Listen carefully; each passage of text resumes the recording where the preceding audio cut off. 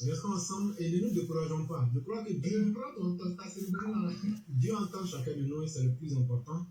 Et comme je disais, pour continuer dans la logique, en fait, le côté divin des choses, quand vous avez été dirigeant, méfiez-vous des biens du peuple. Parce que chaque fois que vous prenez quelque chose qui ne vous appartient pas, Dieu vous dit que vous rendrez compte. Mais ça, c'est peut-être à divers niveaux que vous ne maîtrisez pas. Et donc, l'argent de l'hôpital ou de la petite maternité qui devrait permettre aux femmes d'accoucher dans les conditions les meilleures, quand toi, tu as détourné ça, il n'y a pas de problème. Tu penses avoir été l'homme le plus intelligent. Chaque femme qui va subir même 1 milliseconde de difficulté, il faut savoir que Dieu va inscrire ça d'une manière ou d'une autre pour que tu payes. Parce qu'un arbre qui a été arrosé avec de l'acide ne peut que être voué à l'échec. Un enfant qui a été nourri avec l'argent mal acquis ne peut être que quelqu'un de faible. Et c'est pourquoi les gens pensent que quand on explique certaines choses, de la même manière que j'ai expliqué le beau côté de la capacité de Dieu à être miséricordieux, il y a aussi la capacité de punir. Et cette punition-là aussi, elle est d'une rigueur implacable. Ce que je dis, ça peut être faux et beaucoup de personnes même peuvent prendre le soin de vérifier. Vous verrez comme ça, il y a beaucoup de personnes là, son papa est le grand marabout du coin, mais quand ils sont morts là, il n'y a pas quelqu'un qui a pu faire quelque chose, ils sont tous devenus des brigands. Ou bien son papa était un grand politicien, mais il n'y a rien eu après. C'est tout le mal qui a été capitalisé. Parce que le mal, c'est une entité qui existe réellement, puisqu'on la commet. Et la vraie réalité même ne se voit pas toujours. Ce qui est invisible mais qui est réel est plus grand que ce qui est visible. On ne voit pas les ondes. On ne voit pas les fréquences qui nous font voir l'Internet. Mais pourtant, on profite de ça. Ça veut dire que c'est là. Et l'effet peut se propager. Et donc, en prenant les biens publics pour s'en servir individuellement, vous pouvez jouer les intelligents pendant un temps. Mais votre postérité, dans le plan de Dieu, payera le prix. Et si vous avez bien remarqué, les plus grands en général sortent des gens qu'on avait les plus sous-estimés dans la société. Je dis les plus grands sortent des petites personnes. Ce n'est pas un secret, ce n'est pas quelque chose de nouveau, c'est comme ça que le monde fonctionne. Quand tu capitalises trop, regardez la famille, regardez l'histoire de la famille Mobutu. Allez demander, mais moi j'ai connu et j'ai travaillé avec une dame qui a été cuisinière de Mobutu lorsqu'il était en exil au Maroc. Mais cette dame, quand elle t'explique la fin de l'individu, la misère de la famille, alors qu'ils avaient des mallettes d'argent, le désarroi, la désolation, tu te dis que sérieusement, dans la vie, il faut savoir poser les actes et il faut savoir s'arrêter quand c'est utile. Mais quand tu expliques ça à celui qui est en train de voler milliards, lui te dit, ah, toi, tu es un marabout, tu es en train de dire des choses qui ne sont pas vraies. Si moi j'emmagasine 10 milliards, de toute façon, ma famille sera en sécurité. Ça, c'est le côté visible des choses. Mais toi, tes 10 milliards, là, le plan que tu as fait là, demain, Dieu peut créer une calamité, tes 10 milliards qui sont en banque, là, on te dit, bon, ça n'a plus de valeur. Ou mais Dieu crée un individu plus méchant que toi, qui te dit, bon, tes 10 milliards que tu avais mis ici, là, les 10 milliards là, nous on ne te donne plus parce que tu n'es plus personne aujourd'hui, tu ne vaux plus rien dans ton pays, c'est pas ici que tu vas valoir quelque chose. Et puis c'est même pas sur ton nom que tu as déposé. Ce qu'on va faire, on va te donner peut-être 100 € chaque fin de mois. Tu ne peux pas crier, parce que c'est de l'argent volé. Si tu cries, les mêmes gars vont dire, il y a votre gars qui avait volé l'argent, il était venu garder ici, faites une enquête contre lui, bien mal acquis. Tu penses que celui qui a emmagasiné bien mal acquis là, tu penses qu'il a tout montré? Frère, soyons intelligents. Bien mal acquis, vous savez de quoi je parle. Les bien. Mais dans bien mal acquis, là, depuis pendant combien de temps c'était bien mal acquis? Ça n'a jamais posé problème. Mais le jour où ils ont su qu'ils ont bien profité, ils disent, bon, s'il y a peut-être 200 immeubles, on présente 10. Parce qu'on veut fermer la bouche du malfaiteur. On veut fermer la bouche du malfaiteur. Et c'est aussi une leçon pour tous ceux qui ont volé pour venir emmagasiner. Tout ce que vous volez pour faire sortir de l'Afrique, c'est de l'argent perdu. Perdu pour l'Afrique, perdu pour vos pays, perdu pour vous-même. Mais vous ne vous en rendez compte que le jour que vous n'êtes plus au pouvoir. Parce que ce pouvoir-là n'est pas éternel. Mais on a beau expliquer, les gens ne veulent pas comprendre. Ils se disent quoi? Même si je dois subir une certaine rigueur de la loi divine ou de la loi naturelle, je vais le faire quand même. C'est un choix, vous pouvez essayer. Parce que c'est effectivement cela, comme Dieu le dit dans un livre religieux. Celui qui s'évertue à faire le mal, on l'aide dedans. Celui aussi qui fait le bien, on t'aide dedans. Donc, les gens vont simplifier. Ah donc c'est Dieu même qui aide les malfaiteurs. Oui. Quand on te parle, si toi tu ne veux pas réfléchir, on va t'expliquer aussi comme un mouton. Quand on te parle, si tu n'as pas compris, tu demandes. Ce qui est écrit là, quand on t'explique, tu comprends. La capacité de faire le bien, la capacité de faire le mal là, tout ça est inscrit en l'homme. C'est ce qu'on appelle le libre arbitre. Tu peux toujours faire un choix. Et c'est à cause de ça que Dieu nous tient responsables de nos actes. Que la société nous tient responsables de nos actes. On ne va jamais juger un fou. On ne va jamais juger un déséquilibré mental. On ne va jamais juger un enfant qui est au berceau. Mais un individu en pleine possession de ses facultés sera jugé et tenu pour responsable de ses actes. Et donc, si la société peut nous tenir responsables de nos actes, pensez-vous que la nature va nous faire cadeau? Pour ceux qui ne veulent pas croire en Dieu. Mais la nature n'existe pas à partir du vide ou du néant. C'est un enchaînement de règles qui ont pu nous amener où nous sommes aujourd'hui. Est-ce que ces règles-là vont rester de fonctionner correctement parce que l'éclaireur a volé quelqu'un et donc il faut que l'éclaireur soit satisfait et que les choses restent comme ça? Non, la nature ne fonctionne pas comme ça. La nature a des règles qu'on ne peut pas changer. Ce n'est pas parce que j'ai trop volé aujourd'hui et je vais prier Dieu, il faut me protéger. C'est du vous-là que je suis en train de faire. Et c'est là que vous allez voir beaucoup de ces grandes personnes-là qui ont été des sommités. Leurs enfants ne peuvent même pas, comme disait quelqu'un, s'arrêter sur œuf et puis vont casser.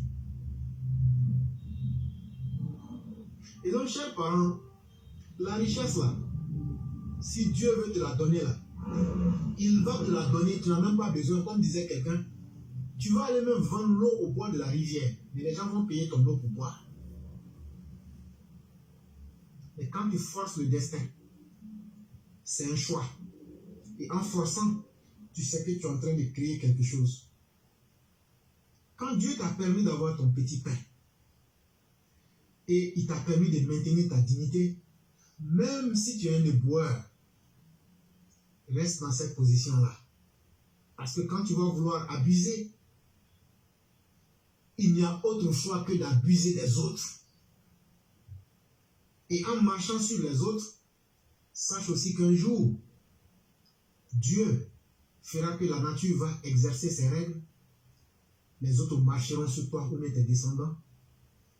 Ou bien, si vous échappez à tout ça, pour ceux qui croient en Dieu, il y a ce qui s'appelle le jugement après la mort qui vous attend en face. Mais c'est un choix. Chacun fait ce qu'il peut et chacun fait ce qu'il veut. Chers parents, chers frères, essayons de rester corrects. C'est très important. Dieu nous dit, celui qui consomme le licite, celui qui consomme ce qui est pur, c'est-à-dire il n'a pas volé, il n'a pas menti, il n'a pas trompé quelqu'un, pour mettre dans son ventre. Il faut manger ce qui est licite pendant 40 jours et arrête de commettre les grands péchés et puis regarde toi-même. On n'a pas demandé d'aller dormir à la mosquée. On n'a pas demandé de partir faire Umrah ou bien d'aller à Bethléem pour aller devant les murs de lamentation ou bien aller saluer le pape à Rome. Non. Tout ça, c'est long. Il ne faut même pas faire les prières nocturnes même. Rien. Mange seulement ce que Dieu t'a donné. Si ton boulot te donne 100 € par mois, il y a ce côté caché de la miséricorde divine qu'on appelle la providence divine. Avec tes 100 €, si Dieu a dit que c'est ce que toi il t'a donné là, il va tout faire pour que tes problèmes et tes solutions se trouvent dans cette somme-là.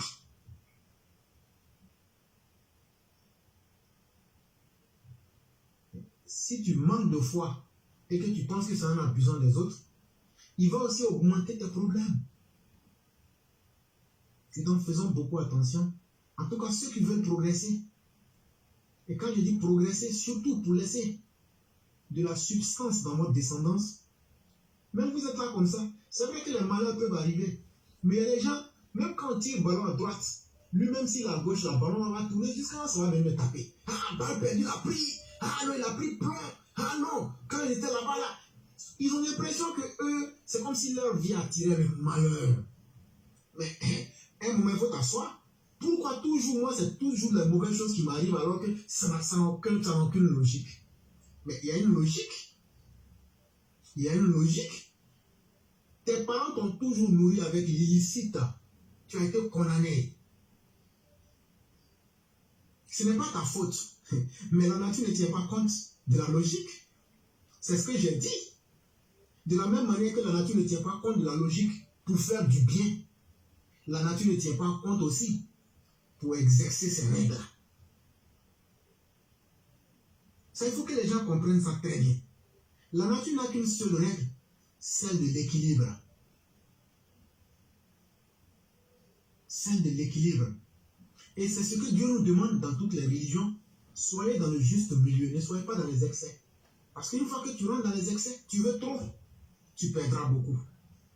Et si toi-même tu dis que tu ne veux rien, tu vas aussi tomber dans le mal.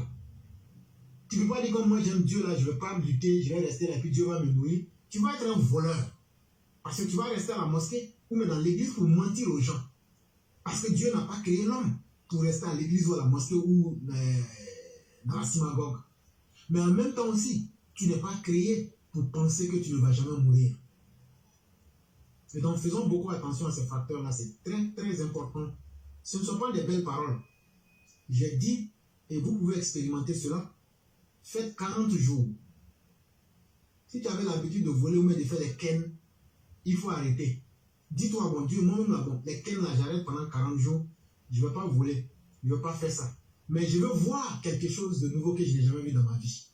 Il y a des gens qui sont tellement bêtes, quand des gens leur disent que tous les jours, nous autres, on parle avec Dieu, les gens pensent qu'on est en train de s'amuser ou même que ce n'est pas possible.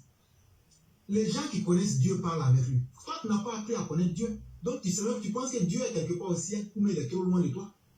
Donc, tu as éloigné Dieu de toi-même. C'est ton comportement, ta manière de voir. C'est que toi-même, tu perçois de toi-même. Et l'idée que tu as de Dieu, là, c'est ce qui est Dieu pour toi. Si toi, ton Dieu, là, il ne vaut même pas 1 centimètre, c'est qu'il n'existe pas. Et il ne vaut rien. Sinon, c'est que les Jésus et les prophètes Mohamed et autres ont fait paix et salut de Dieu soit sur eux tous, ont fait. Et même ils nous ont dit qu'on peut faire les mêmes choses. Mais pourquoi aujourd'hui 8 milliards de personnes n'arrivent pas à faire? C'est qu'il y a beaucoup de personnes qui ne croient vraiment pas en Dieu. Mais ne pas croire en Dieu, c'est d'abord ne pas croire en soi-même. Parce que si tu ne crois vraiment pas en Dieu, pourquoi tu ne t'élimines pas toi-même et puis tu te crées toi-même à nouveau? Il faut toi-même te créer et puis maintenant décider de ta vie comme tu veux. Là, on saura que vraiment Dieu n'existe pas. Mais pour nous autres, Dieu existe demain, il va exister après-demain. Et aucun athée ne peut venir me dire que Dieu n'existe pas. Est-ce que je l'ai vu? Non. Est-ce que j'ai besoin de le voir? Non. Mais est-ce que je le sens? Oui. Est-ce que je peux parler de lui? Oui. Est-ce que je l'ai expérimenté? Oui. Parce que je suis conscient que je suis Dieu et je suis en Dieu et Dieu est en moi. C'est comme ça qu'il faut réfléchir pour comprendre Dieu. C'est vraiment important. Et le prophète de l'Islam nous disait, pour comprendre Dieu ou pour l'adorer,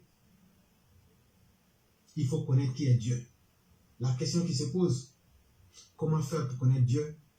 C'est une petite piste que nous vous offrons pour ceux qui veulent évoluer dans la spiritualité. Essayez de découvrir la partie de Dieu qui est en vous, puisqu'il y a 7 portes. Il y a 7 portes. Quand on dit 7 portes, ça ne veut pas dire 7. Ça veut dire qu'il y a 7 dimensions illimitées de connaître Dieu. Ce qui est facile pour toi d'atteindre la divinité, si c'est la générosité, ce n'est pas évident que moi je sois généreux. Moi je ne suis pas généreux. Mais est-ce qu'il n'y a pas quelque chose d'autre qui est plus facile pour moi? Ce qui est facile pour toi, c'est ce qui est la porte de la spiritualité pour toi. Exploite-la et tu ne seras jamais lésé et tu vas toujours atteindre tes objectifs. Je dis merci à notre mère Martine Théa. Je dis merci à notre père Berthe Abler que je vais appeler dès que je finis l'émission. Merci aussi. Je demande à notre mère Martine comment elle fait pour mettre les cœurs là. Parce que moi, on vient de me bloquer encore. On dit j'ai mis trop de cœurs. Je ne sais pas comment vous faites pour mettre les cœurs. Je ne sais pas s'il faut s'abonner à Facebook. Mais vraiment, merci beaucoup. Et je salue aussi Empereur El Ali, ainsi que les personnes qui sont avec nous. Je vois 910 personnes. Il y a Maurice Kanaté qui est là. Et je cite quelques noms. Il y a Bala Sangari qui est là. Ablaï Berthe, oui, j'ai déjà cité. Et notre mère et bien d'autres personnes qu'on ne voit pas forcément. Et il y a notre mère Constance Aka qui est avec nous. Nous lui disons vraiment que la grâce et toute la providence divine soit avec vous, chère mère Constance Aka. Et merci pour toute la sagesse que vous dégagez sur nos émissions. Je salue aussi notre mère Adia Choko qui est avec nous. Et surtout, notre frère Fatoma Ouattara, qui est un digne fils de Ouattara et qui fait beaucoup en arrière-plan dans les partages et surtout à même faire véhiculer les messages. Nous vous disons merci et nous souhaitons une très bonne nuit à chacun et à chacune. À nous retrouver demain. Tom Chabi, vous passez une excellente nuit dans la paix et dans la miséricorde de Dieu. Merci beaucoup à tous. Que Dieu nous garde tous et qu'il nous accorde demain pour qu'on puisse encore donner le peu qu'on sait pour apporter un peu d'éclaircie aux gens. Merci beaucoup et bonne nuit à chacun et à chacune.